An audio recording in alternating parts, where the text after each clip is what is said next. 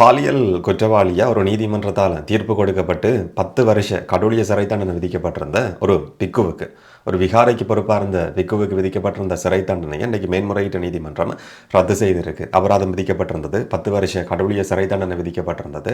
சாட்சியங்கள் இருக்கிற முரண்பாடு காரணமாக இதை ஏற்றுக்கொள்ள முடியாதுன்னு சொல்லி மேன்முறையீடு பதிவு செய்யப்பட்டதுக்கு பிறகு மேன்முறையீட்டு நீதிமன்றம் அந்த பிக்குவுக்கு விதிக்கப்பட்டிருந்த தண்டனையை ரத்து செய்திருக்கு. சில நாட்களுக்கு முதல்ல இதே மாதிரியான இன்னும் ஒரு வழக்கும் மேன்முறையீட்டு நீதிமன்றத்தில் விசாரணைக்கு எடுத்துக் கொள்ளப்பட்டிருந்தது. ஏற்கனவே தீர்ப்பு கொடுக்கப்பட்ட ஒரு நபர் இதே மாதிரியான வாதம் முன்வைக்கப்பட்டிருந்தது. 7 வருஷ கடூழிய சிறை தண்டனை விதிக்கப்பட்டிருக்கு, அபராதம் விதிக்கப்பட்டிருக்கு, நட்டஈடு செலுத்தப்படணும்னு சொல்லி தீர்ப்பு கொடுக்கப்பட்டிருக்கு. அதுக்கு எதிராக மேன்முறையீடு செய்யணும்னு சொல்லி அந்த பிக்கு சார்பாக மேன்முறையீடு பதிவு செய்யப்பட்டிருந்தது. ஆனால் மேன்முறையீட்டு நீதிமன்றம் அந்த வழக்கில் ஏற்கனவே கொடுக்கப்பட்ட தீர்ப்பு செல்லுபடியாகும் சொல்லி தீர்ப்பு அறிவிச்சிருந்தது. அந்த தண்டனை உறுதி செய்யப்பட்டிருந்தது. இப்போ பல்லேகம ஹேமரத்ன தேரர் சம்பந்தமான விசாரணைகள் தொடர்ச்சியாக நடத்தப்பட்டு வருது. ஒரு சிறுமி பாலியல் துஷ்பிரயோகத்துக்கு உள்ளாக்கப்பட்டார் என்று சொல்லப்படுற ஒரு பாரதூரமான சம்பவம். அந்த தாயுடைய நீதிமன்றத்தில் கொடுக்கப்பட்ட வாக்குமூலம் என்றது மிகப்பெரிய ஒரு அதிர்வலையை ஏற்படுத்தி இருந்தது. உங்களோட பிள்ளையோட நான் இருக்க முடியுமான்னு சொல்லி தாயிட்ட நேரடியாக கேட்டு அந்த கொடூரமான சம்பவம் நடந்ததுக்கு பிறகு தாய்க்கு 1 லட்சம் ரூபாய் பணத்தை பல்லேகம ஹேமரத்ன தேரர் அட்டம ஸ்தானாதிபதி பணமாக செலுத்தி சிறுமியை வாங்கினார் என்ற குற்றச்சாட்டு சுமத்தப்பட்டிருந்தது. பல்லேகம ஹேமரத்ன தேரர் சம்பந்தமாக நடத்தப்பட்ட விசாரணைகளை பொறுத்த வரைக்கும் போலீஸ் ஏற்படுற விதம் சம்பந்தமாக தேசிய சிறுவர் பாதுகாப்பு அதிகார சபையாக இருக்க முடியும். இல்லாட்டி நிறைய பேர் தொடர்ச்சியான குற்றச்சாட்டுகளை விமர்சனங்களை முன்வச்சு கொண்டிருக்கிறதுக்கான காரணம் என்னன்னு சொன்னால் ஆதாரங்கள் உரிய முறையில் சேகரிக்கப்படாமல் இருக்கு. இல்லாட்டி சட்டத்துக்கு அமைய எப்படி இந்த வழக்கு பதிவு செய்யப்படணுமோ, நீதிமன்றத்தில் டாக்குமெண்ட்ஸ் ஆவணங்கள் சமர்ப்பிக்கப்படணுமோ அதுக்கேற்ற மாதிரி இல்லாமல் சட்ட ஓட்டைகளை பயன்படுத்துகிற மாதிரியான விதத்தில் போலீஸ் ஏற்படுது என்ற குற்றச்சாட்டு தொடர்ச்சியாக முன்வைக்கப்பட்டு வருது. குறிப்பாக நீதிமன்ற வழக்கு விசாரணையிலையும் இதே குற்றச்சாட்டு, இதே விமர்சனம் போலீஸுக்கு எதிராக முன்வைக்கப்பட்டிருந்தது. சில நேரத்தில் பல்லேகம ஹேமரத்ன தேரருக்கு எதிராக சுமத்தப்பட்ட அந்த குற்றச்சாட்டு நிரூபிக்கப்பட்டு நீதிமன்றத்தால் ஒரு தீர்ப்பு அறிவிக்கப்பட்டாலும் இப்போ நடக்கிற ஒரு சில சம்பவங்களை பார்க்குற நேரத்தில் திரும்பவும் போலீஸ் ஏற்படுற விதத்தை பார்க்குற நேரத்தில் இந்த பிக்குவும் மேன்முறையீடு செய்து வெளியில் வருவாரோ என்ற மாதிரியும் யோசிக்க வேண்டியிருக்கு. இந்த விசாரணைகள் ஒழுங்காக நடந்து அவருக்கு தண்டனை கொடுக்கப்பட்டு அதுக்கு பிறகு ஒரு மேன்முறையீடு பதிவு செய்கிற சந்தர்ப்பத்தில் ஒரு சில வருஷங்களுக்கு பிறகு பல்லேகம ஹேமரத்ன தேரரும் வெளியில் வருவாரான்னு சொல்லி யோசிக்கிற மாதிரியான சில சம்பவங்கள், சில வழக்கு விசாரணைகளை பார்க்குற நேரத்தில் அப்படியும் நாங்கள் யோசிக்க வேண்டியிருக்கு. அவிசாவள பிரதேசத்தில் ஒரு சிறுவன் பாலியல் துஷ்பிரயோகத்துக்கு உள்ளாக்கப்பட்ட சம்பவம் 2016ஆம் ஆண்டு காலகட்டத்தில் பதிவாகியிருக்கு. அந்த விகாரைக்கு பக்கத்தில் நடந்து போன சிறுவனை அந்த விகாரைக்கு பொறுப்பாக இருந்த ஒரு பிக்கு சீதாவாக்க சோரத்த தேரர் சொல்லப்பட்ட நபர் அந்த சிறுவனை கூப்பிட்டு கையில் ஒரு ஆயில் பாட்டிலை கொடுத்து மசாஜ் பண்ண சொல்லியிருக்கிறாரு. காலில் இருந்து சில இடங்கள் வரைக்கும் மசாஜ் பண்ண சொல்லியிருக்கிறார். அதுக்கு பிறகு அந்த சிறுவன் வீட்டுக்கு போய் தாய்க்கு சொன்னதும் போலீஸில் முறைப்பாடு பதிவு செய்யப்பட்டது. சட்ட மருத்துவ அதிகாரியினுடைய அறிக்கை பெற்றுக்கொள்ளப்பட்டிருந்தது. வாக்குமூலம் பதிவு செய்யப்பட்டிருந்தது. அதுக்கு பிறகு சில வருஷங்களில் அவிசாவள மேல் நீதிமன்றத்தால் அந்த பிக்குவுக்கு சிறை தண்டனை விதிக்கப்படுது. 10 வருஷங்கள் சிறை தண்டனை சோரத்த தேரருக்கு விதிக்கப்பட்டிருந்தது.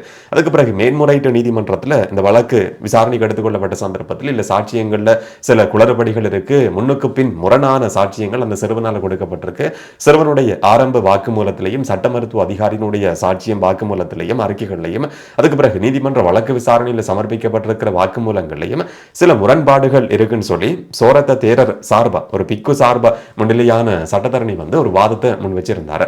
அது ஏற்றுக்கொள்ளப்பட்டதுக்கு பிறகு மேன்முறையீட்டு நீதிமன்றம் அந்த பிக்குவுக்கு விதிக்கப்பட்டிருந்த 10 வருஷ கடூழிய சிறை தண்டனையை ரத்து செய்திருக்கு. அபராத தொகையும் செலுத்த தேவைன்னு சொல்லி நீதிமன்றம் ஒரு உத்தரவை பிறப்பிச்சிருக்கு. இப்போ அந்த பிக்கு வெளியில போயிருக்கிறார். அடிப்படையில் முன்வைக்கப்பட்ட ஒரு வாதம் என்னன்னு சொன்னா சாட்சியங்கள் முன்னுக்கு பின் முரணா இருக்கு என்றது. இந்த வழக்கு பதிவு செய்யப்பட்ட சந்தர்ப்பத்தில் போலீஸ் விசாரிக்கிற சந்தர்ப்பத்தில் இந்த மாதிரியான பிரச்சனைகள் இருக்குன்னு சொல்லி கண்டு உரிய முறையில் இந்த வழக்கு பதிவு செய்யப்பட்டிருக்குமா இருந்தா இந்த பிக்கு இன்னைக்கு விடுதலை பெற்று வெளியில போறதுக்கான சாத்தியமே உருவாகி சில நாட்களுக்கு முதல்ல இன்னும் ஒரு வழக்கம் விசாரணைக்கு எடுத்துக் கொள்ளப்பட்டிருந்தது. சந்தானந்த சொல்லப்படுற ஒரு ஹமேகமுவ சந்தானந்த தேரர் சொல்லப்படுற பிக்கு, இவருக்கு 7 வருஷ சிறை தண்டனை விதிக்கப்பட்டிருந்தது.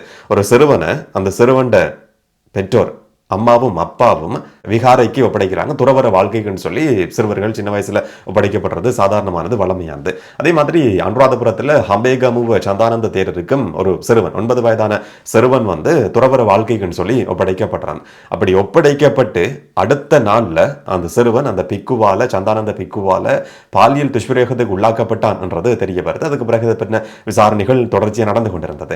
அனுராதபுரம் மேல் நீதிமன்றத்தில் இந்த வழக்கு விசாரிக்கப்பட்ட சந்தர்ப்பத்தில் 2016 ஆண்டு இந்த சம்பவம் பதிவாகுது. போன வருஷத்தில் 2024 ஆண்டுல அந்த பிக்குவுக்கு சிறை தண்டனை விதிக்கப்பட்டிருந்தது. 7 வருஷ கடூழிய சிறை தண்டனையும், இதை தவிர 5000 ரூபாய் நீதிமன்றத்துக்கான அபராதம், பாதிக்கப்பட்ட சிறுவனுக்கு இந்த சிறுவன் இருக்கிற அந்த பிக்குவுக்கு 1 லட்சம் ரூபாய் நட்டஈடு செலுத்தப்படணும் சொல்லியும் அனுராதபுரம் மேல் நீதிமன்றம் ஒரு உத்தரவை பிறப்பிச்சிருந்தது. இதிலையும் அதே மாதிரியான ஒரு வாதம் முன்வைக்கப்படுது. சில நாட்களுக்கு முதல்ல மேன்முறையீடு அந்த பிக்கு சார்பா சமர்ப்பிக்கப்பட்டு இந்த வழக்கு விசாரிக்கப்பட்ட சந்தர்ப்பத்தில் அந்த பிக்கு சார்பா முன்னிலையான சட்டத்தரணி குறிப்பிட்டிருந்தார். சிறுவனுடைய சாட்சியத்திலையும் சில ஆதாரங்களுக்கு இடையிலையும் முரண்பாடுகள் இருக்கு.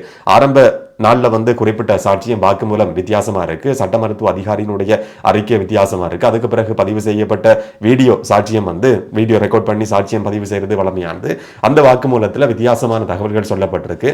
ஒன்றுக்கொண்டு முரணான விதத்தில் இந்த வாக்குமூலங்கள் இருக்குன்ற அடிப்படையில் அப்படியான ஒரு வாதம் முன்வைக்கப்பட்டிருந்தது. ஆனா இந்த வழக்கை விசாரிச்ச மேன்முறையீட்டு நீதிமன்றத்தினுடைய 2 நீதியரசர்கள், ஒரு தமிழ் நீதிபதி உட்பட குமரன் ரத்னம் நீதிபதி உட்பட பிரதீப் ஹெட்டியாராச்சு, இந்த 2 பேரும் மேன்முறையீட்டு நீதிமன்றத்தில் இந்த மேன்முறையீடை விசாரிச்சிருக்கிறாங்க.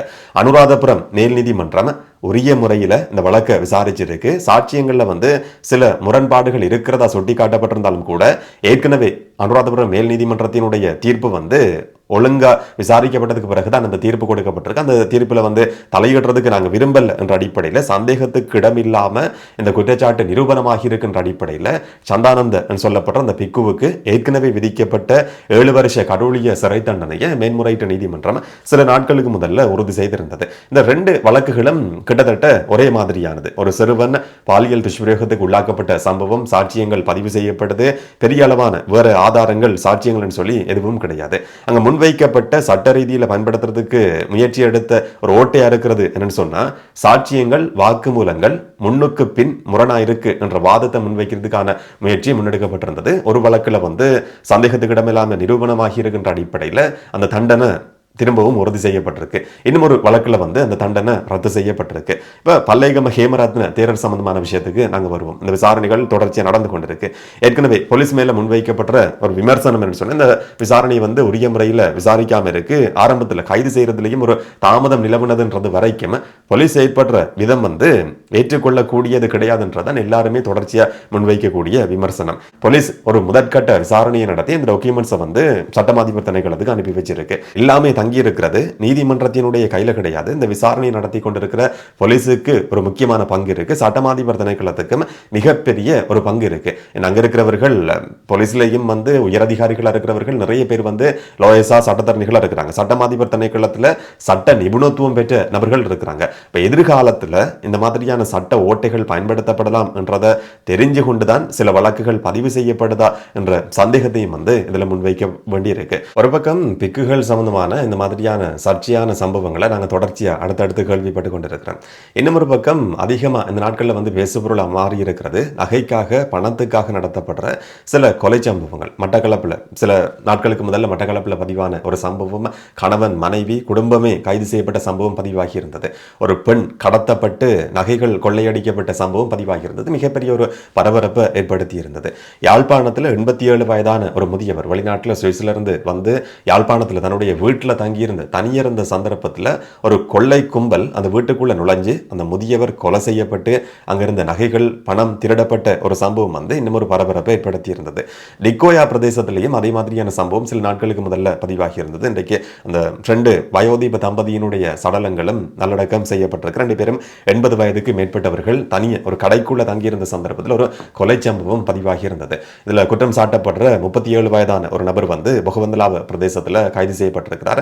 அவரோட தொடர்பு பட்டிருக்கிற இந்த சம்பவத்துக்கு பின்னால் இருக்கலாம் சொல்லி சந்தேகிக்கப்படுற ஒரு பெண்ணும் கைது செய்யப்பட்டிருக்கிறதாகவும் சொல்லப்படுது. அது பின்ன விசாரணையும் நடந்து வருது.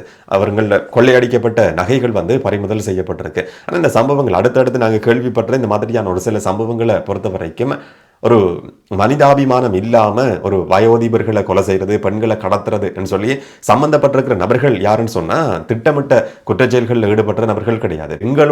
மக்களா வாழக்கூடியவர்கள் வந்து பகல் நேரத்துல சாதாரணமா நடமாட்டுறதும், இரவு நேரத்துல வந்து இந்த மாதிரியான கொள்ளை சம்பவங்கள், கொலைகள்ல ஈடுபடுற சம்பவங்களை கேள்விப்படுற நேரத்துல வந்து சமூகத்துல யாரையுமே நம்ப முடியாது என்ற ஒரு பிரச்சனை ஒரு பக்கம் இருந்தாலும், இன்னொரு பக்கம் வந்து யாருக்குமே பாதுகாப்பு கிடையாது என்ற மாதிரியும் யோசிக்க வேண்டியிருக்கு. எங்கட பாதுகாப்பை நாங்களே உறுதிப்படுத்த வேண்டியது முக்கியமானது என்றது.